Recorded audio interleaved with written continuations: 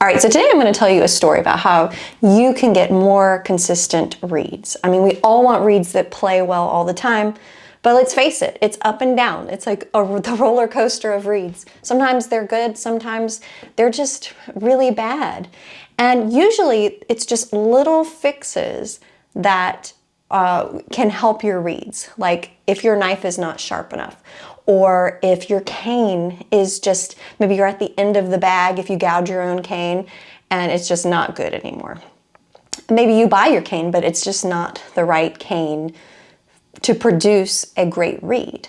Well, there's a variety of reasons, but one thing we can do to help get consistent results is to just dedicate small bits of time every day.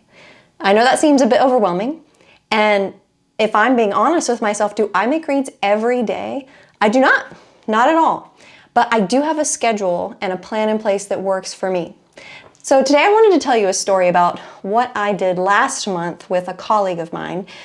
We were actually on tour with our concert band in South Carolina, and both of us, we like to geek out together on reads because it's a lot of fun. But we set a challenge for ourselves, and that challenge was to make a new read and play on it every concert. And it was a 10-day tour, so we had 8 concerts, which is a lot of reads to produce in just that one little day for one person, right? Well, it was actually awesome. So I left for the tour with a couple of blanks. I had maybe 4 or 5 blanks, and then I had reads in various stages. So I already set myself up for success by having reads at different stages in the process. Because, think about it. If you only have one read you're working on from blank to finished read, and the read cracks, or you press too hard and you rip the corner off, we've all been there, right? Then you're left with nothing. So always having a read at each stage, particularly having blanks. It's super, super important. So for this experiment, we both had things that were already started. So we were off to a good start to begin with. But really, in like an hour and a half a day, I would start a couple of reads. So I would tie a couple of blanks, and then I would work on the blanks from the day before.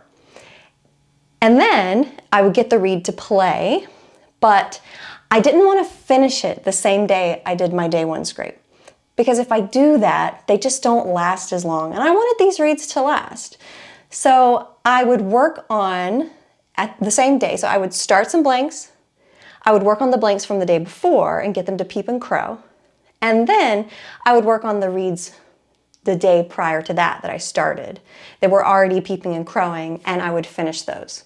And so I would say just about every day, we both played on a new read. And it was so exciting and also just validating that, hey, I can do this. And if I can do it, you can do it. So if you're on my email list, you probably already heard this story because I told it shortly after returning from the tour. But it has really changed not only my way of making reads and how I schedule my time making reads, but it's also impacted some of my students. So it's been really cool to hear that some of them and some of you have been taking that advice, doing little bits at a time each day, even if you only have 20 minutes.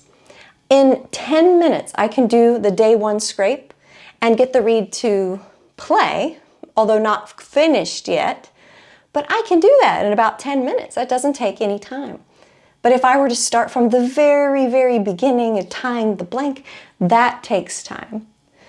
So really the lesson learned is this: as long as you have reads in each stage, there's no reason why you can't always have a good concert playable read in your box.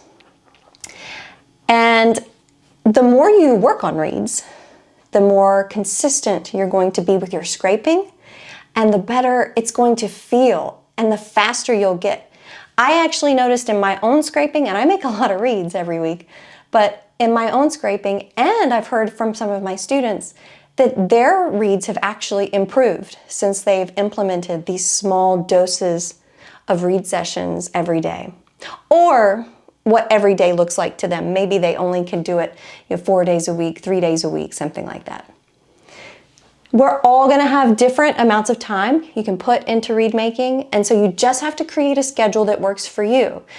But my number one advice, always, always, always have at least 2 to 3 blanks at all times in your case. That way you always have something to work on.